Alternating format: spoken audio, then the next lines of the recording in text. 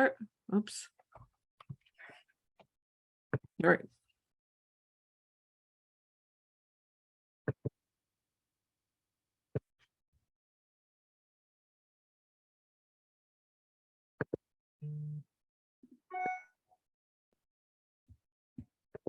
You ready, Cindy? Ready. Okay, go ahead. Okay. Welcome, everybody. Before we begin, I want to invite our Spanish-speaking community members to click the button at the bottom of your Zoom screen and choose Spanish option to hear the forum in that language. Muy buenas noches. Quisiera invitar a todos nuestros invitados de habla hispana a que en un momento vayan al globo que va a aparecer dentro de poco al pie de la pantalla y elijan español. Welcome to the State House District 49 Candidate Forum sponsored by the League of Women Voters of Boulder County. My name is Cindy Goldrich. I'm a proud member of the League, and I am pleased to serve as your moderator this evening. The League of Women Voters is a nonpartisan political organization. For over 100 years, we've encouraged informed and active participation in government and influenced public policy through education and advocacy. To remain nonpartisan, the League never supports or opposes political candidates or parties. We are pleased tonight to have as our Spanish language interpreter, Rosabel Rice and Kelly Music. Now to the forum.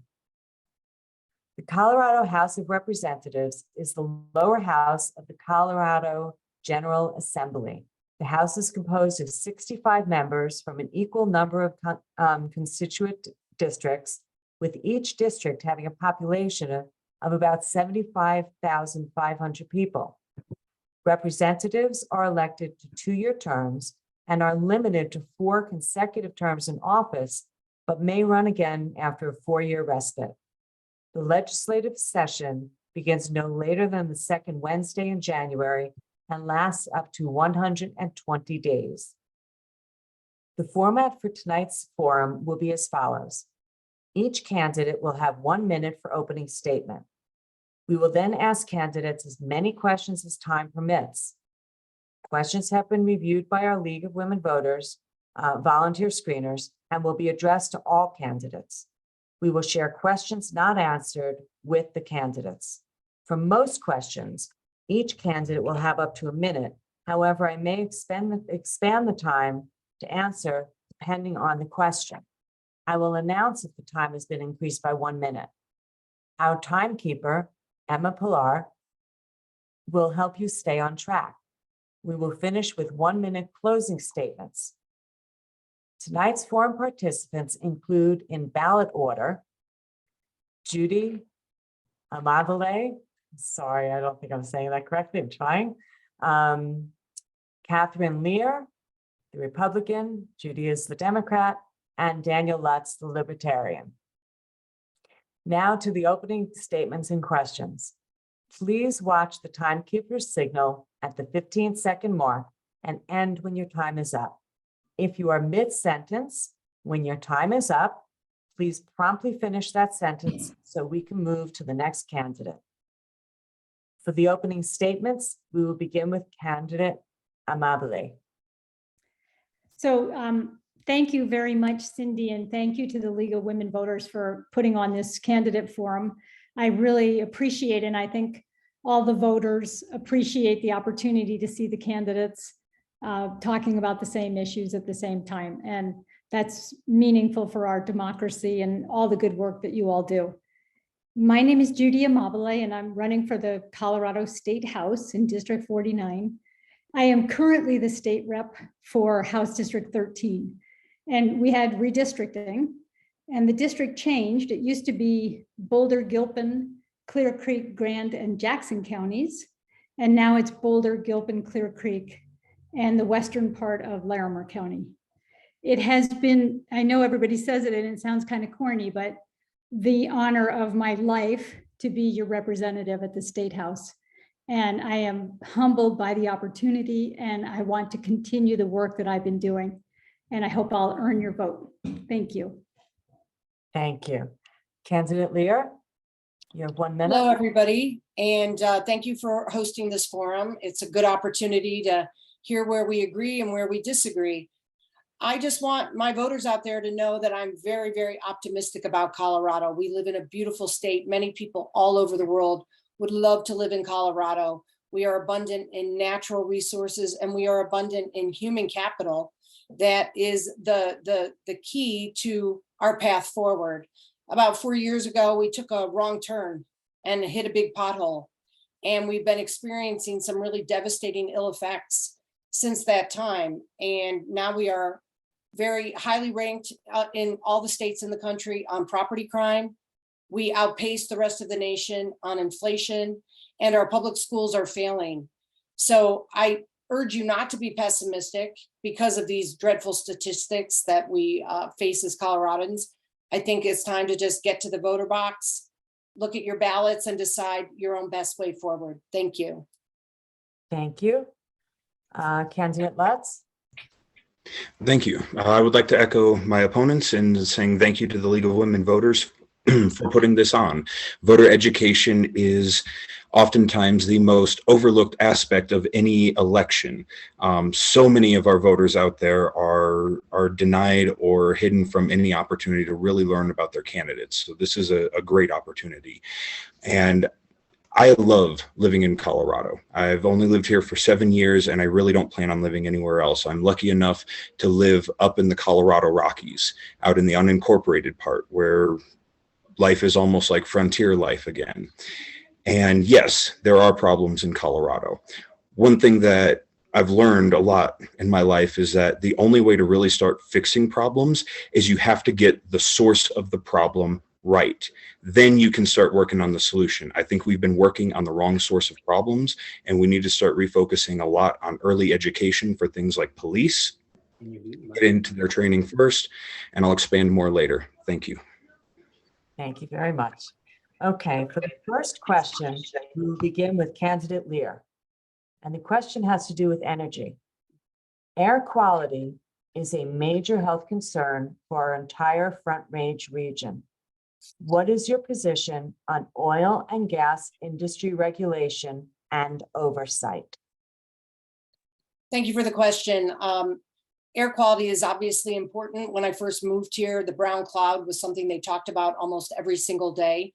And my issue with the oil and gas industry is that they've been treated somewhat like the whipping boy, and they've laid a lot of problems at the foot of oil and gas that are actually not entirely their fault. The Rawhide Power Plant is one of the most clean and efficient producers of oil and gas, not only in the state, but in the world. And we're slated to turn that offline by 2030 with no replacement in sight. Obviously, the path forward for Colorado is innovation, which really only occurs in the private sector. The government is not really in the driver's seat when it comes to innovation. Fortunately, we have a lot of raw talent, as I alluded to in my opening remarks, in the state of Colorado. And I'm hoping with a new administration and new leadership, we can turn that on and get government out of the way that has created a lot of our problems. Thank you. Thank you. Candidate Lutz. I would definitely agree that the government has spent a lot of time getting in the way of innovation, private business, and just people in general of making advancements on themselves. I was very happy when the state okayed citizens to put out their own water barrels and start doing their own rainwater collection. That was a big step forward in my opinion. Now, as far as the gas industry and all that, we've been trying to regulate the gas industry, and we have regulated ourselves right into $4 or $5 a gallon. If we're looking to actually reduce emissions, I don't think we're going to do that by going just after the gas industry. We want to make sure what they're doing is safe, but we need to start finding alternative solutions, like incentivizing businesses to start letting their people work from home. This is going to take people off the roads, reduce traffic, reduce emissions, and make people generally a lot happier. Thank you. Okay. Candidate Amabile. Yeah, thank you for that. Our air quality, I too have lived in Colorado for about 50 years. And the brown cloud here in Boulder has been a thing ever since I moved here. But it doesn't mean that we don't need to keep tackling the problem. And the sources of bad air quality have changed over the years. And the answer, long-term, is that we need to transition away from oil and gas. And we need to do that in a very thoughtful way so that we are replacing what we're taking away with renewables and other forms of energy.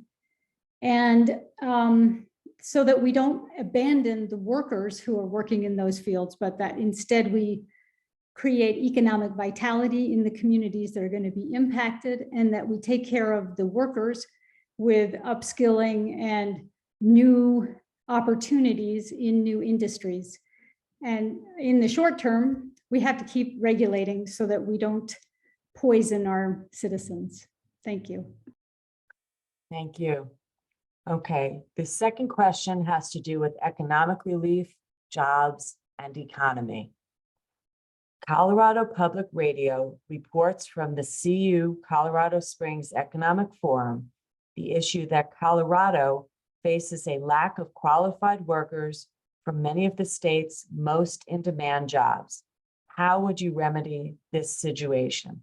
I'll start with candidate Lutz. Well, the key is going to be figuring out why we don't have those workers here in Colorado. What is it that is keeping them from moving here? Is it the high cost of living?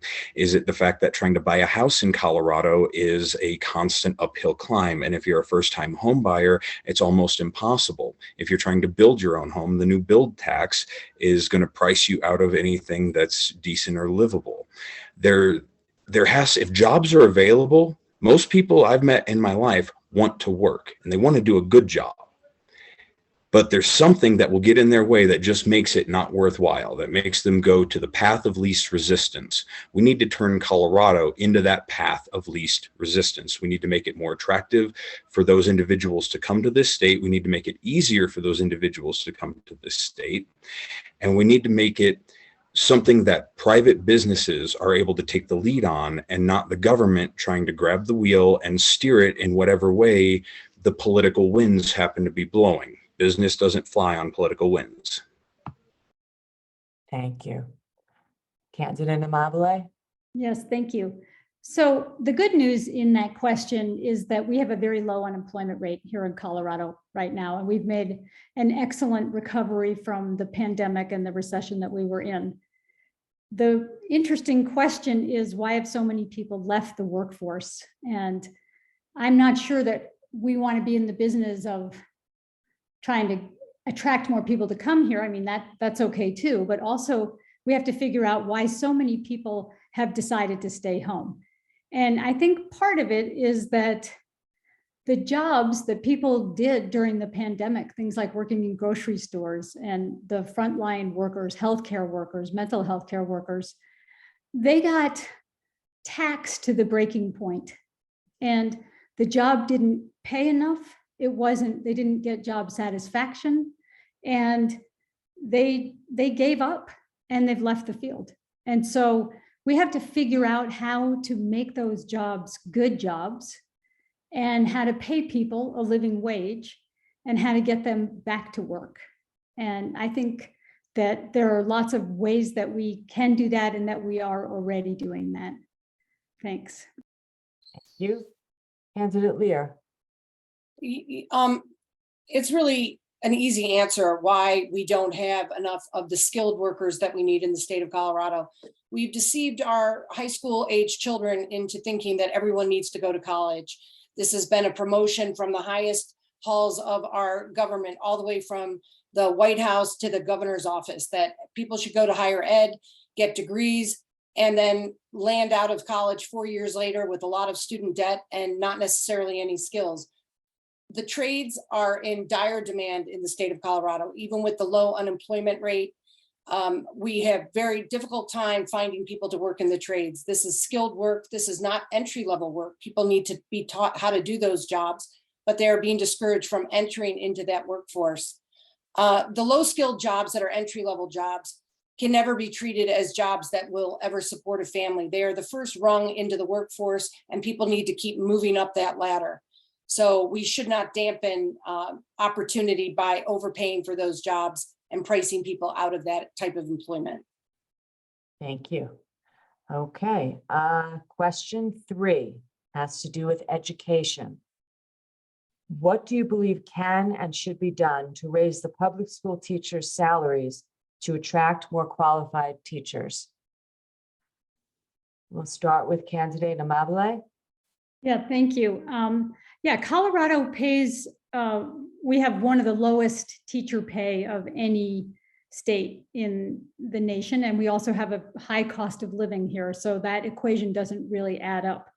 We also have a lot of rural schools that are really having trouble finding teachers, because even in our rural school districts, the cost to live there doesn't match up with the pay. So I think that this is something that we have been working on and that we have to continue to work on.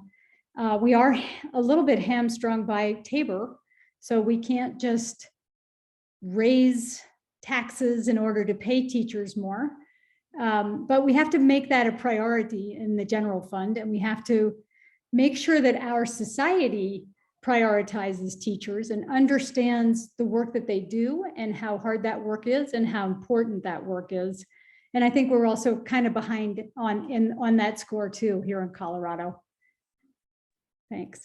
Thank you. Candidate Lear. This is a fascinating question, and I would love somebody in the state assembly to explain to me why.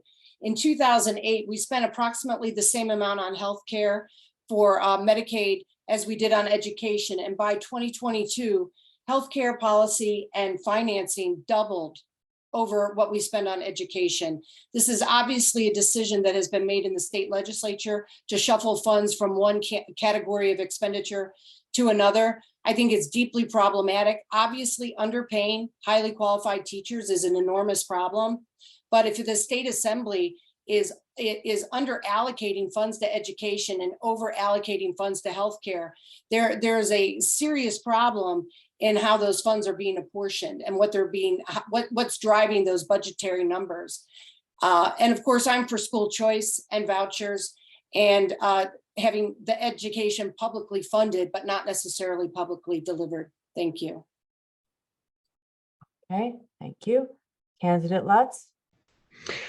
I have a question as well, actually, for the state legislature. And why is it the research that I've been doing is showing there is a huge chunk of the marijuana tax money that's been collected for the past decade that is sitting in an account somewhere, not being touched? Why is this money not being used? Why are we taking money from people, from businesses, from consumers, from all kinds of people, saying we're going to use it for something, and then we don't use it for anything?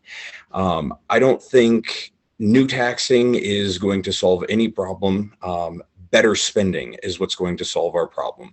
We need to dig into what the teachers are actually making, what kind of benefits and compensation packages they have as well, because that's a factor as well. And start maybe giving them some options between higher paychecks, lower benefits, more benefits, lower paychecks. Let them actually make a choice. And I too support charter schools, choice schools, and privatizing education as much as we can. Thank you. Thank you. Okay, we are on question 4. Drugs, crime, and homelessness. How would you address homelessness in Colorado? We're going to start with candidate Amabile.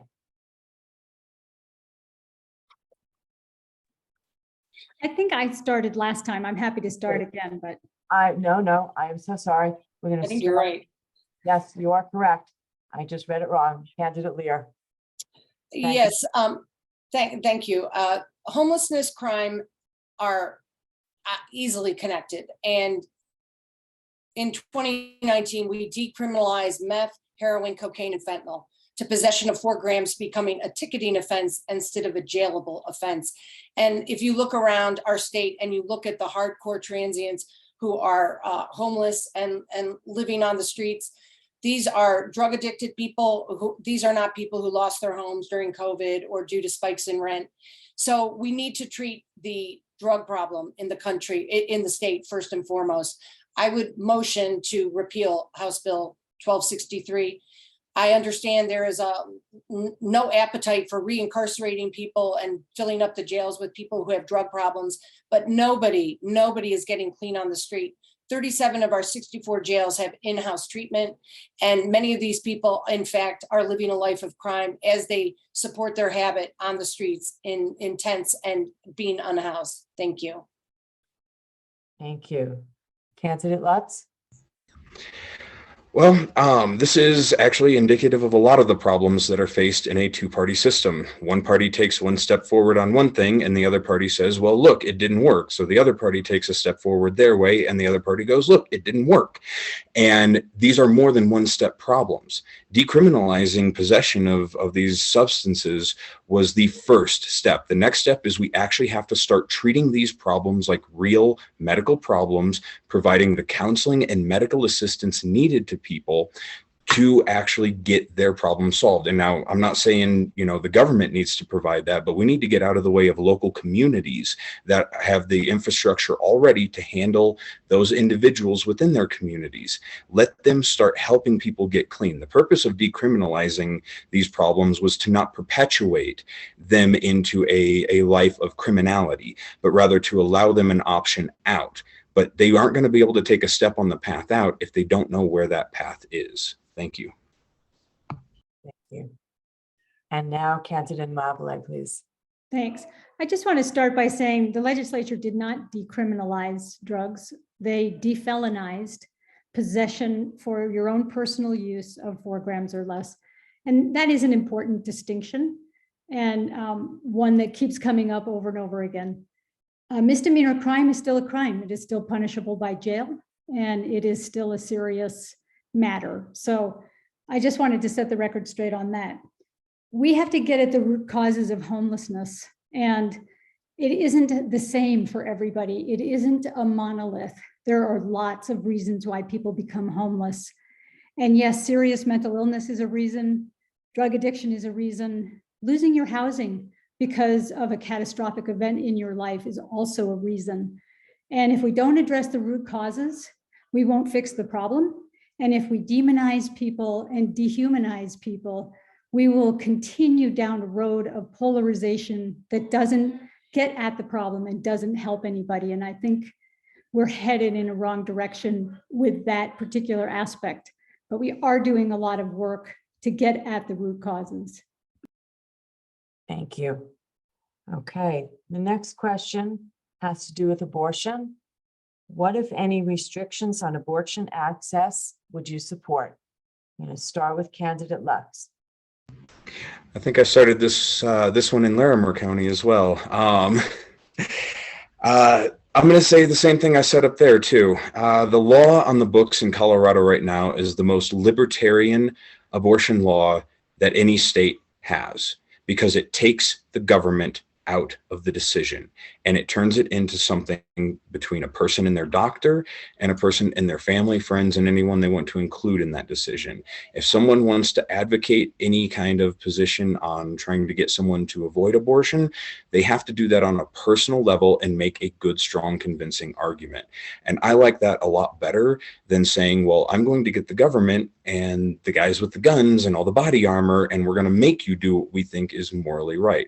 Now, we also have to respect the fact that there are people who do see that unborn child as a existing life. I would like to see us find solutions like eviction method that respects the rights of both individuals in that. That's where we need to put our focus and attention. Thank you. Thank you. Candidate Mabule. Yes, thank you. I voted in favor of the Reproductive Health Equity Act that we passed last session. And what that did was codify into law what we are already doing here in Colorado, which is not restricting a woman's ability to choose the healthcare that she wants. People can have an abortion here for any reason. And I want to say I completely agree with Daniel on this one. That is what we should be doing. That isn't a place where the state should step in and try to regulate or get in the way of what a woman wants to do with her own body. And so it's pretty straightforward for me. There really were no opportunities for us to compromise on that particular bill. And we debated for 26 hours, and I think we did the right thing. Thanks. Okay, thank you. Candidate Lear? Dobbs was correctly decided. This should be legislated by the state. The state of Colorado has created a piece of legislation legalizing abortion without restriction. This is ultimately a very personal and moral decision for a woman to make.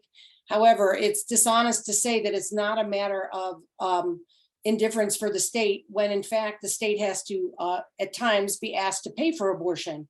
So to say it's confined to a decision between a woman and a doctor, when First Health Colorado, the primary Medicaid provider for poor women in the state of Colorado, does not pay for abortion. So expect to see sometime soon this argument debated yet again as to who is going to pay for abortion in the state of Colorado. Many people may have a strong moral objection to having to pay for abortion.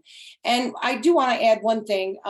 Decriminalizing felony possession to a misdemeanor is not exactly the same as going to jail. It is still mostly a ticketable offense. Thank you. Okay. Question number 6 about the climate. What lessons learned from recent wildfires would you apply to policies for wildfire prevention, evacuations, and services? We will begin with candidate Amabile. Thank you. Yeah, we have seen devastating fires here in our state. I currently represent Grand County, which is where the East Troublesome fire took place. And as a result of that fire, worked on a bill that passed last session that granted extra protections for homeowners who lose their homes in one of these catastrophic wildfire events. And I also worked on a bill that gave some funding to build back in a more resilient and a more sustainable way for the victims of the East Troublesome fire and the Marshall fire. We also stood up the Office of Climate Preparedness, and that office is going to put together a roadmap for how we prepare for these kind of catastrophic events going forward, because we know that this is just the beginning of more and more of these kinds of events. That doesn't mean we're done. We still have to do a lot of work. We have to address climate change. We have to do what we can to lessen the impacts, and we have to get ourselves ready for the impacts that are already here. Thank you. Candidate Lear? Well, wildfires are a natural part of the cycle of the earth, unfortunately. And when you build housing very up to the envelope of a national forest that has been mismanaged and improperly logged and improperly cleared, you elevate the risk that people are going to lose their homes if they're living adjacent to these areas. That said, the fires that have been most devastating in Boulder County were clearly problems within the city. They were not wildfires. There was an apartment complex almost burnt to the ground in downtown Boulder.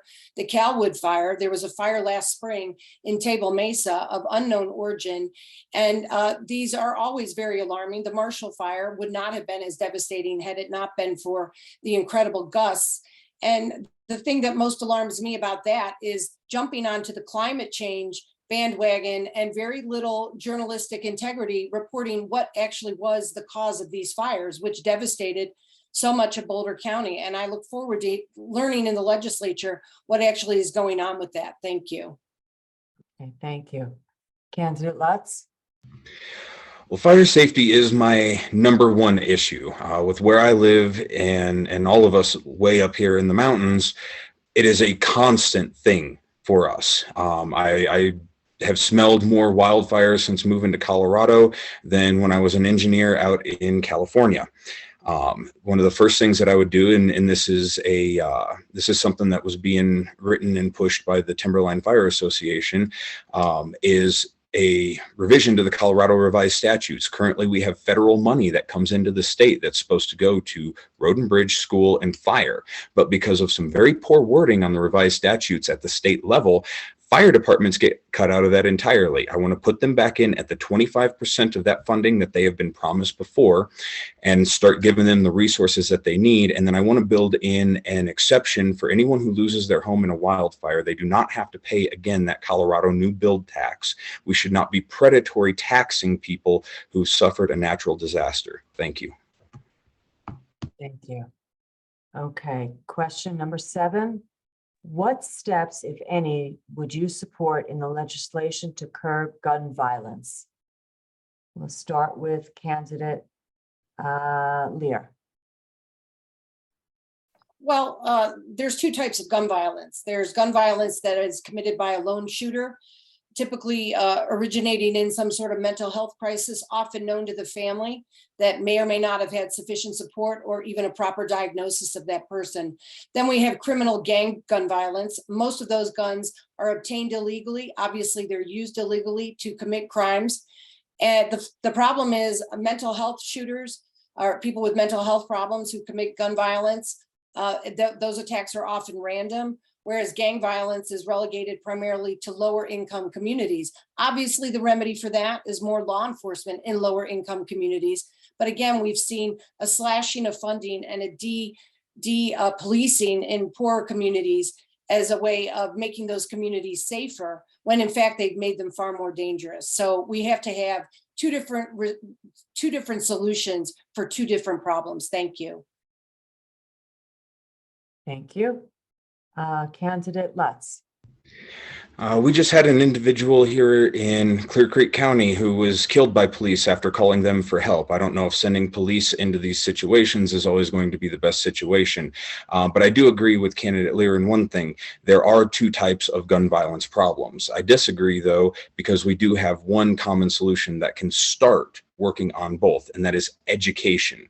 Weapons safety, weapons handling, weapons familiarization. Start treating these tools like the tools that they are and teach people to have the same respect for them that they did generations ago, and you will have significantly fewer incidents of gun violence. When Columbine happened, I was in high school. Everyone thought I was going to be the next Columbine kid. I'd been raised with respect for weaponry. That was not going to be me. And for 33 years, I've been firing firearms in the military, out as a kid, as an adult. I've never had a negligent discharge, never sent around at anyone not intended to. Thank you. Thank you. Candidate Amabile. Thank you. Yes, so I support the red flag law, which was passed in 2019, and I actually went down and testified on that bill, and that is part of why I decided to run for the legislature. I support a waiting period because the biggest victim of gun violence are people who use those guns to kill themselves. And a waiting period is proven to be very successful in reducing death by suicide. I think we should raise the age to buy an assault weapon from 18 to 21. And I also supported all of the 6 bills that the legislature passed my first year, partly in response to the King Soopers shooting. The bill that I carried said that if you have committed a violent misdemeanor in the last 5 years, you can't buy a gun. And we closed the Charleston loophole, which is, we said, if your background check doesn't come back in 5 days, right, before we passed that law, they could still sell the gun, and now they can't. And I think there are a lot of other common sense gun measures that we should be looking at. Okay, thank you. Okay, the next question has to do with elections. What are your thoughts about secure elections and voter accessibility in Colorado, and how can the legislature make improvements? We're going to start, please, with candidate Lutz. Well, in all the time that I've been in Colorado, I've never felt a problem. As a matter of fact, this has been my favorite state to vote in. It has been one of the easiest states to vote in. Getting registered is super easy. Getting your ballot is incredibly easy. I've always felt very secure. This is the 3rd time I've run for public office. The other times that I've run, one of them, I did make it to the end of the election cycle, and I felt like all the votes that were counted for me were votes that I got. I feel like Colorado has got a really good grip on this, and if it ain't broke, don't fix it. I talked to the county clerks. If they have some, small tweaks that they want to make, we'll look at that. But other than that, I don't think we have to change a system that works. Thank you. Thank you. Candidate Amabile. Yeah, thank you, Daniel, for that answer. I pretty much agree with you. I think we have an excellent election system here in Colorado. We, in 2020, I believe that I was duly elected. I believe that all of my Republican counterparts in the House and the Senate were also duly elected. I don't see how you can make an argument that says one person wasn't, but everybody else was, or if your person didn't win, then the election wasn't fair. So I think we have a great election system, and I think turnout is incredibly important. Colorado in 2020 had the second highest turnout, right behind Minnesota. And I hope that we're going to overtake them this year and have an even higher turnout. That's democracy. Thank you. Thank you. Candidate Lear. Well, we are in fact a constitutional republic, not a democracy. And I say that because it's important to understand how the rules are written. I am not unenthusiastic about mail-in ballots. I think mailing them out gives people an opportunity to review them in their home and talk about who to vote for, especially with all the ballot initiatives in the privacy of their home. I would advocate for a holiday on day of election on November 8th, where people can take the day off of work to go deliver their ballots if this improves access for people. There has been a great deal of apprehension about unsupervised drop boxes that people have had questions to our clerk and reporter in Boulder County about that have never been sufficiently answered. And to address Judy's point, I do think it is true. We can't constantly be harping when we're on the losing side. Having said that, I think we want everybody to feel that their vote was counted and not eroded by someone who voted unethically or unlawfully. So we need to pay attention to both sides on that matter. Thank you. Thank you. I think we have time for one more question. How are Colorado's regulations for building contributing to our inflation? We will begin with candidate Amabile. Well, I think inflation is very complicated, and it isn't local. It's right now, it's global, it's national. And yes, there are some things that we could be doing here in Colorado, can and should be doing to combat that. So we put $450 million in the last session into affordable housing and housing solutions for workforce housing. And we haven't seen how that's going to affect things, but that definitely will have an impact. The other thing we did about inflation is we offer free kindergarten for all families. And in the last session, we offered 10 hours of preschool for all families. And those are the kinds of things that we should be doing to mitigate the impacts of inflation for our families here in Colorado. Thanks. Thank you. Candidate Lear. Well, I'm sorry. I don't think that's adequate to say because housing is expensive, we're going to give you something else that you're not going to have to actually pay any money for.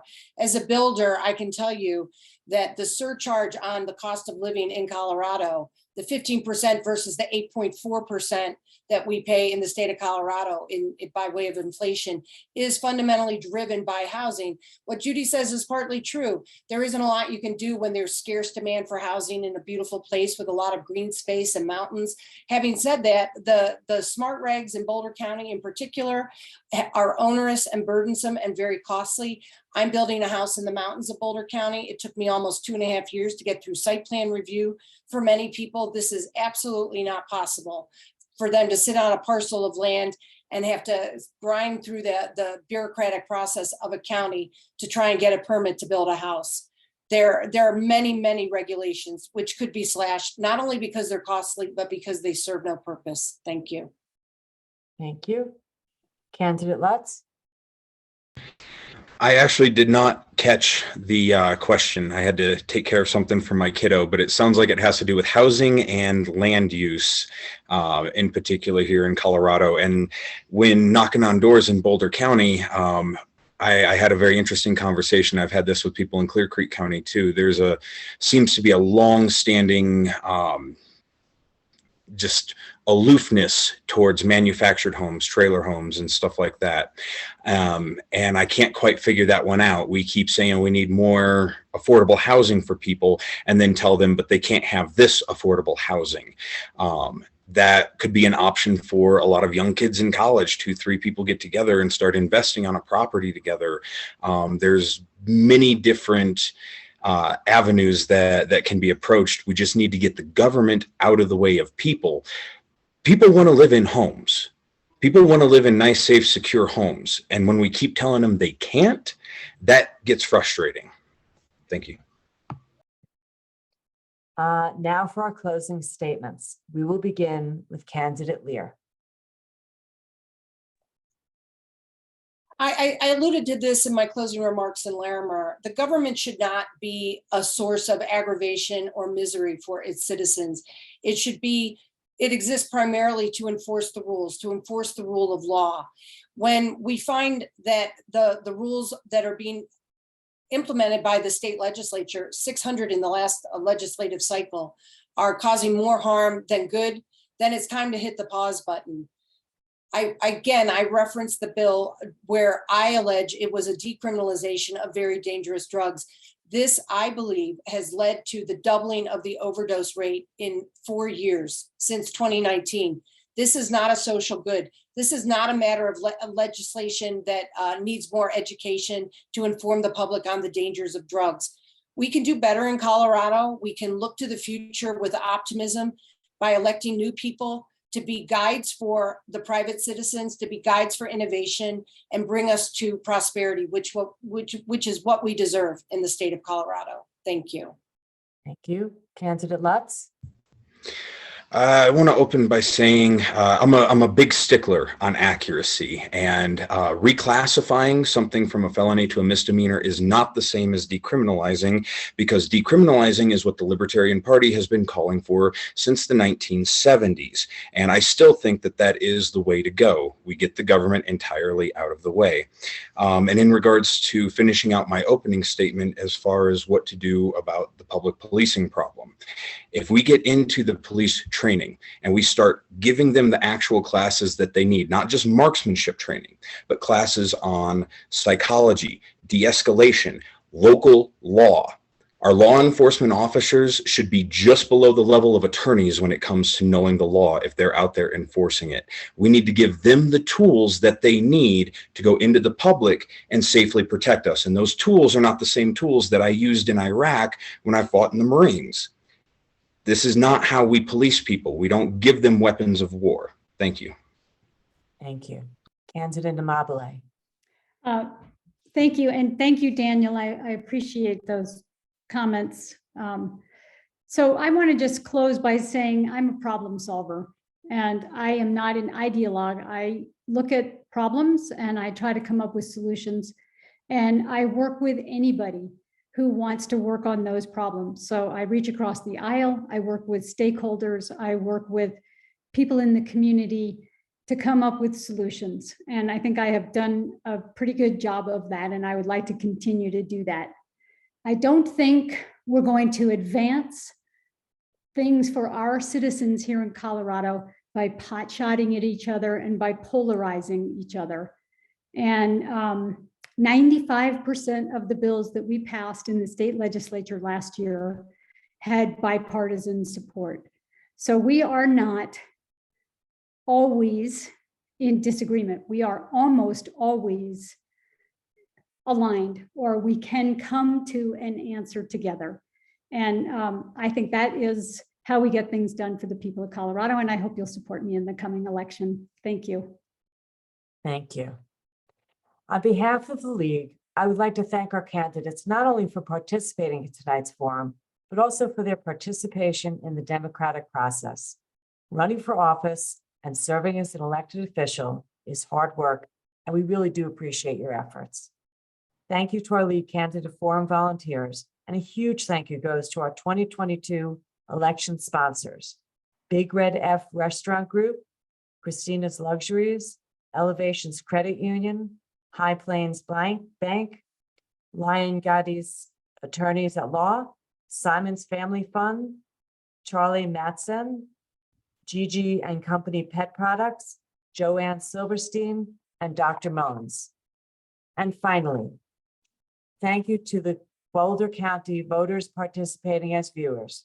It's up to all of us to make sure we respect the work and work to protect our democratic process. Too many people have struggled to win these rights for us not to use them. It starts with being an informed and active voter. Before signing off, I would like to alert voters that tonight's forum, as well as many others, will be available on the League's website, lwvbc.org, the YouTube channel for the League of Women Voters, Boulder County, and vote411.org. Vote 411 is the League's premier voter guide that supplies nonpartisan information on state and local candidates, ballot issues, and questions, and more. Resources available on Vote 411 are available in both English and in Spanish. The League of Women Voters of Boulder County works throughout the year to help empower voters to defend democracy. If you want to lend your time and skills to encourage civic engagement for all people in a nonpartisan manner, please join us. All of the information you need is at www.lwvbc.org. And have a wonderful evening. Thank you all.